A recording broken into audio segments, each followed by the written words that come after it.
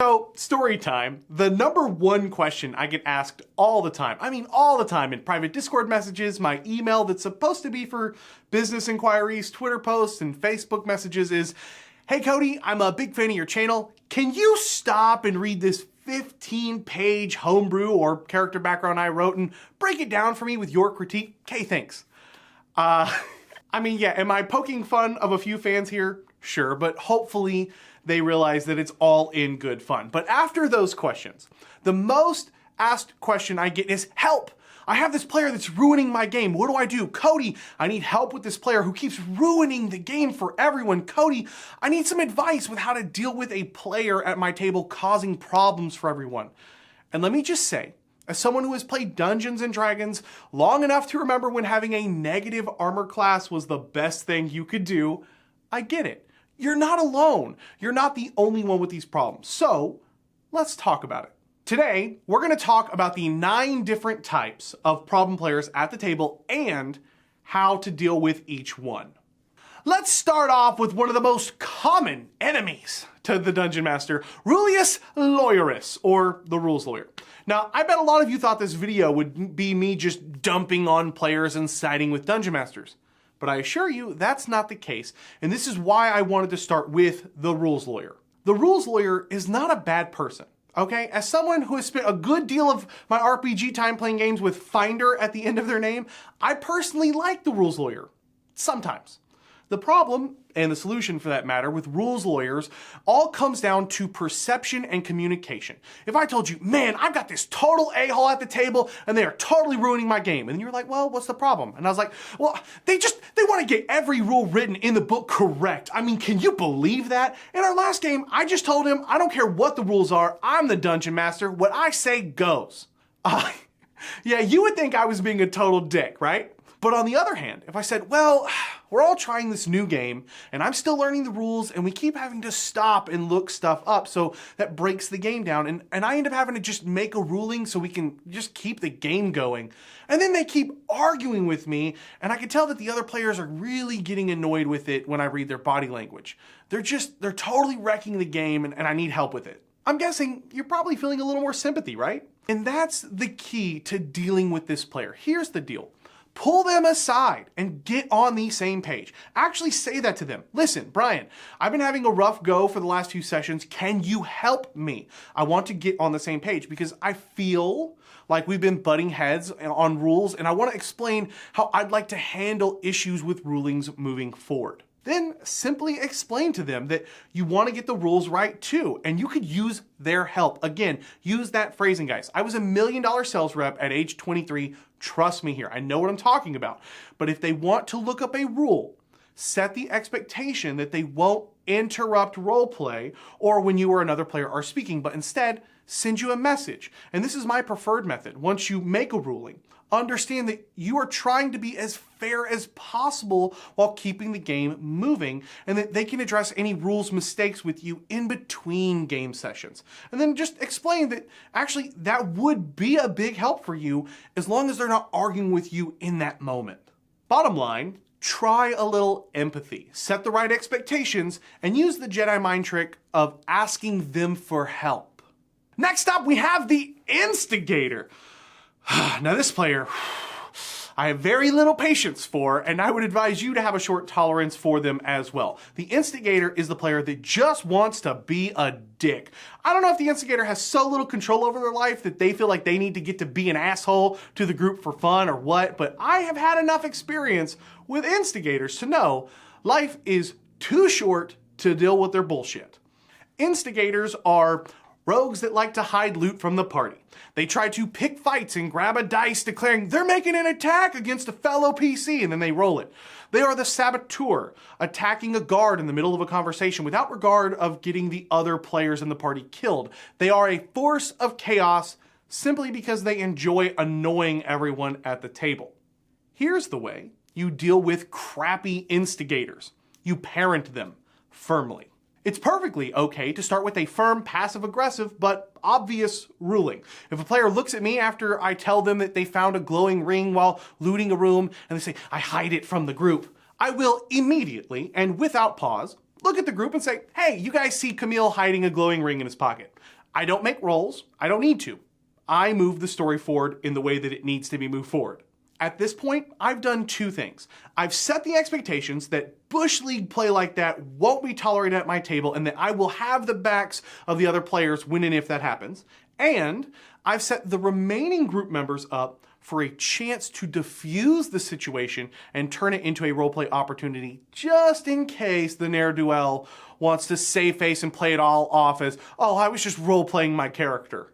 The same goes for attacking and punching someone. If a player says, I shoved Dante in a fit of anger, or I punched Dante, I do not roll. Don't do it, guys. Simply turn to the other player and ask if the shove or punch connects, or if they duck underneath it, or ask them to describe what happens next. You've set the tone that players aren't just going to do whatever they want to break the game down, and you've allowed your victim player a chance to say, hey, he hits me and I fall to the ground, grabbing my face. Do you feel better now, Camille?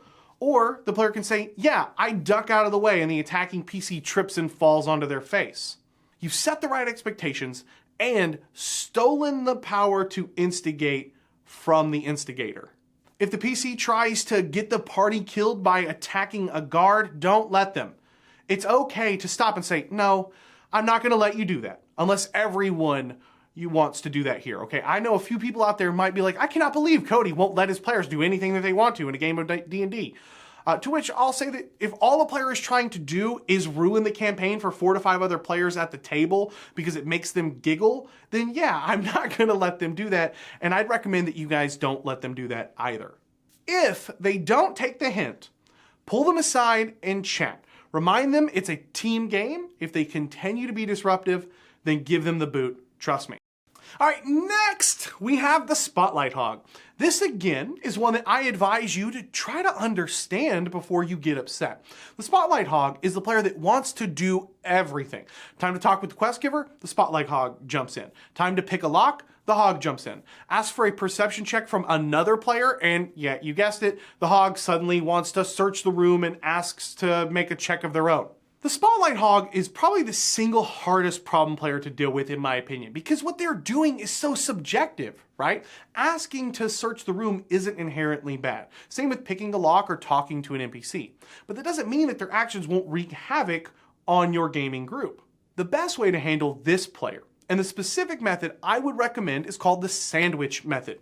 For those of you unfamiliar with this method, it's really, really simple. You're basically going to sandwich your criticism for them in between a pair of compliments.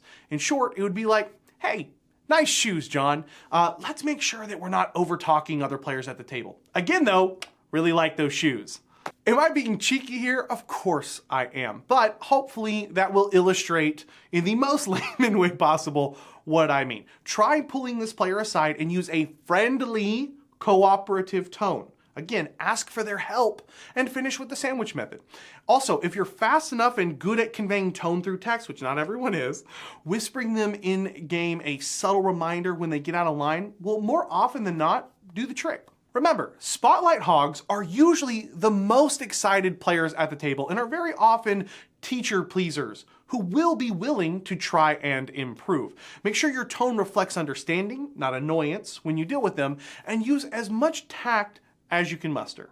Next up, we have the cheater. Oh man, the cheater. The player that lies about rolls, or as I've mentioned in a video before, rolls the wrong thing online and then sees the roll, and then depending on how good it is, we'll try and be like, oh, well, here's the right mod, or we'll just quickly say, oops, I meant to roll this one instead.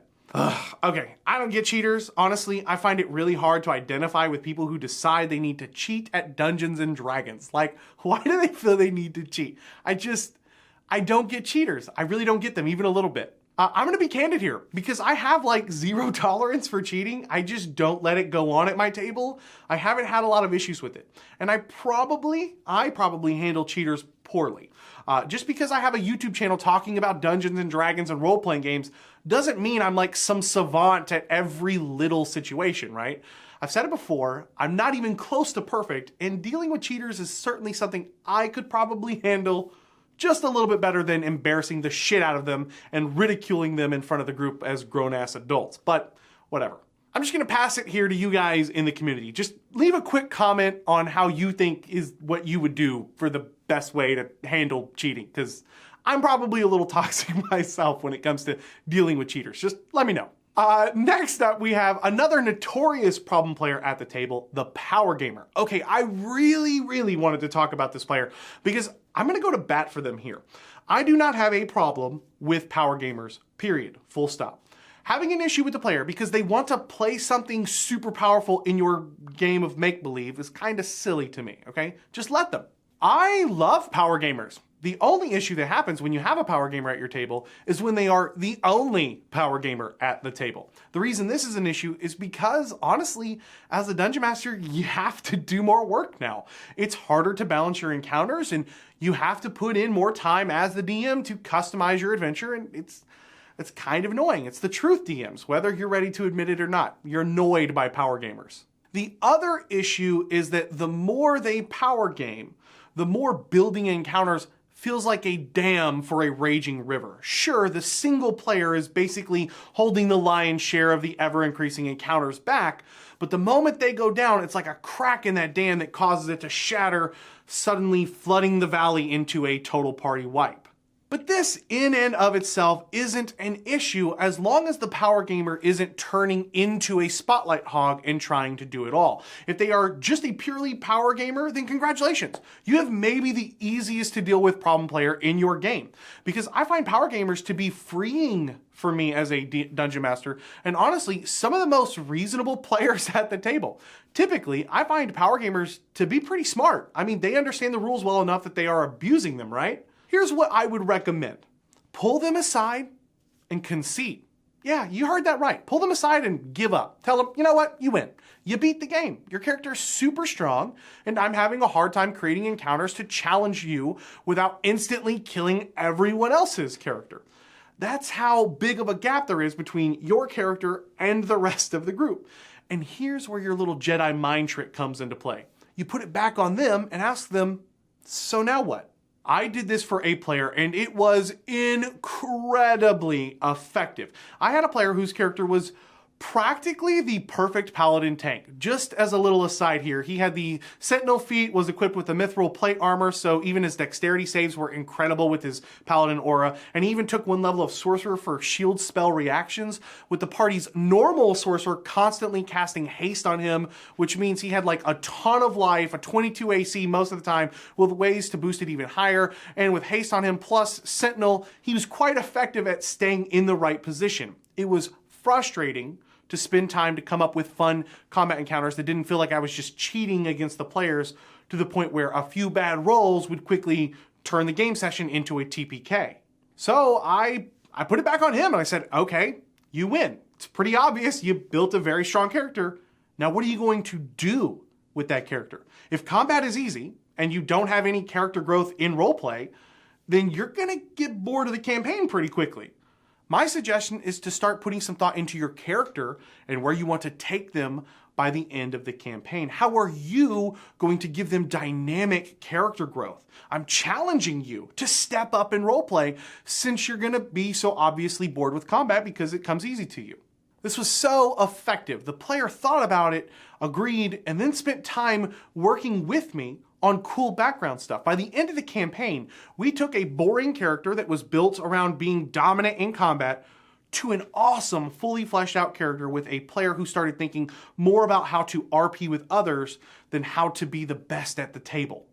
As a final note on conceding to singular power gamers, I want to add that they're the most likely the players that will work with you on balancing their character. But here's the trick. Don't go at them with, well, that's broken.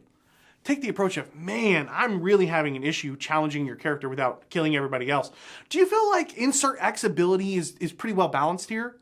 Then when you start to talk about rebalancing or homebrewing a few rules, again, put it back on the player to come up with a suggestion. Power gamers are very good at seeing all the moving pieces. Lean on their strengths to make adjustments. And you might just be surprised at how effective they are in helping you fix the problem. Okay, so as we move into the final 4 problem players, I think that's 4, I decided to group them all here at the end because a lot of the advice I have for dealing with them might sound a little redundant, though obviously not all of it. The fifth type of problem player is the immersion breaker or jokester. This is the player that wants to constantly make little quips on every little scene from the peanut gallery. Honestly, I'm kind of this player at sometimes, which is strange because when I'm behind the screen, I prefer a slightly more serious game. It's something I'm working on. I'm working on it. Now, if things with this player have gotten so bad that you feel you need to address them, you basically have two approaches. Pulling them aside, which may or may not work, or trying to curb the behavior at the table, which could be risky.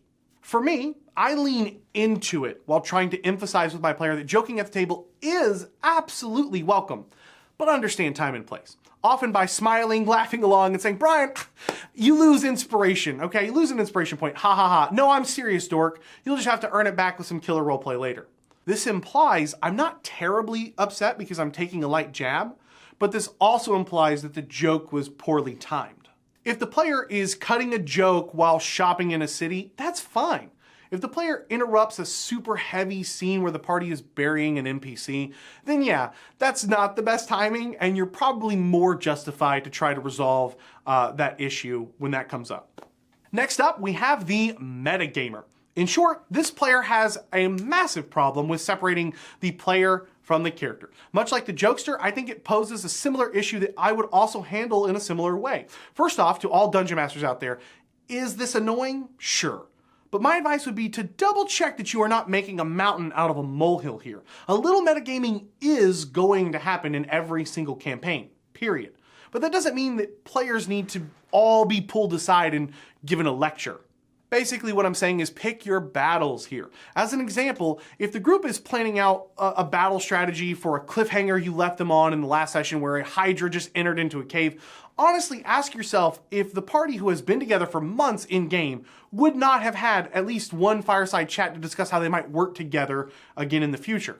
And my advice would be to just let that type of metagaming, let that slide. If, however, you have a player who shows up and the second you reveal a monster, they start spouting off to the rest of the group that, well, that is immune to fire damage, takes double damage from radiant damage, it has an AC of 19, but it also has a low wisdom save. Okay, yeah, that's a problem. And I'd recommend you handle it exactly like the jokester. Call it out, but put a smile on your face even though you're agitated, and remove their inspiration point. Then pull them aside later to get ahead of metagaming in the future. One last little tip though is a little Jedi mind trick to use for the rest of the party. If you have a player ask this question, DM, would my character know anything about this statue? I always ask them back, I don't know, you tell me. They went to school, which means there's a chance they could have read about it, but you also told me that they were lazy in class. So what do you think they would know? And then follow that up with awarding inspiration to players who try to avoid metagaming, and you'll set the tone that metagaming isn't the most fun way to play the game all the time. Just a little tip.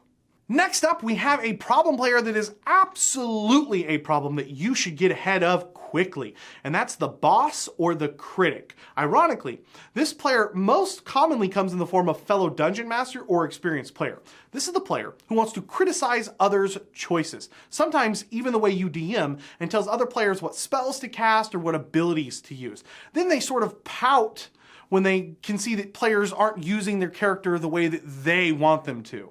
I'm going to be blunt. This player is toxic to your game. You should not ignore this hoping it will go away. It will only get worse. My advice here is to address this immediately by pulling the player aside after the game, whispering them in game as a reminder of, hey man, let Jenna play her character the way that she wants to.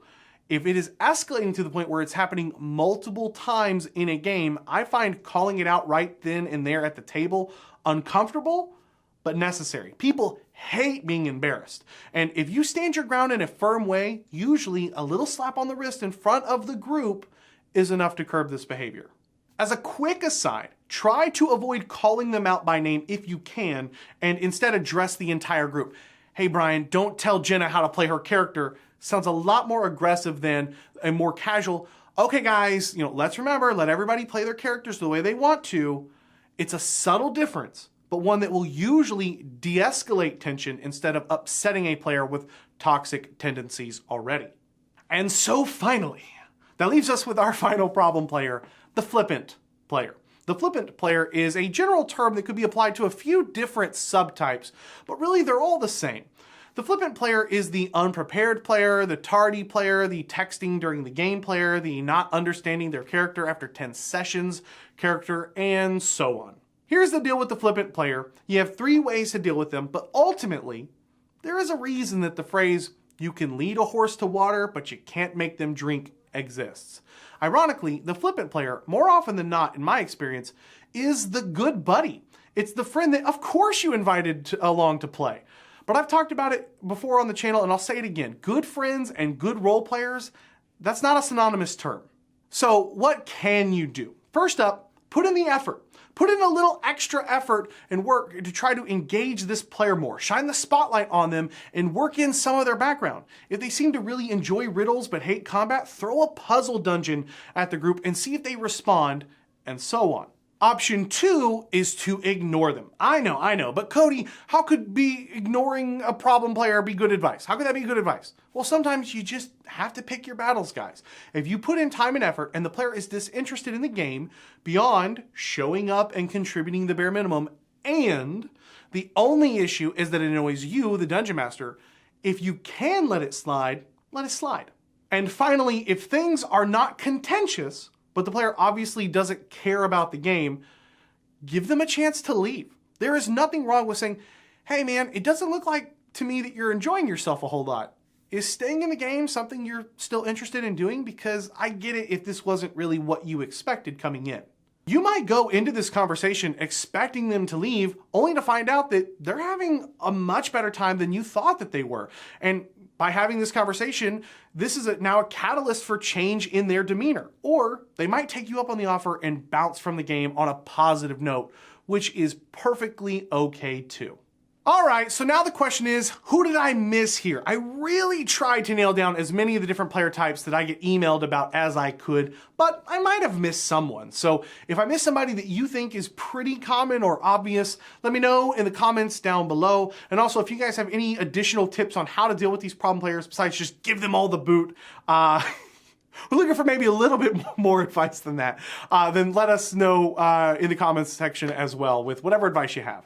Now, I, of course, want to give a massive thank you and shout out to all the incredible patrons over at welcomeadventures.com. Guys, it's because of you that I get to do what I enjoy doing, and so for that, I'm just incredibly grateful. Hopefully, you guys have enjoyed the second July map from David, which was the Widow's Lair, was his second one. So we just posted that. If you guys haven't grabbed that map yet, go grab that.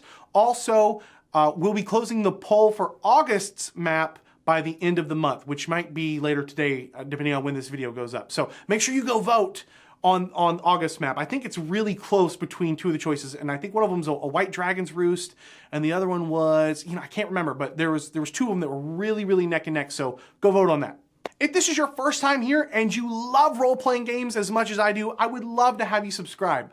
I put out videos on GM tips, player tips, tutorials, and more, so if that sounds like something you might be interested in, just hit that subscribe button down below and come join us. Thank you guys for dealing with all of the sinusy, blah, blah. I feel just awful and gross. I'm sure you guys can hear it through the whole video, so sorry about that, but thank you guys for putting up with that if you guys have made it this far, and also, thank you guys so much for watching, okay? My name is Cody, and as always, may your games be filled with awesome memories and even better friends. I'll catch you guys next time. Yeah.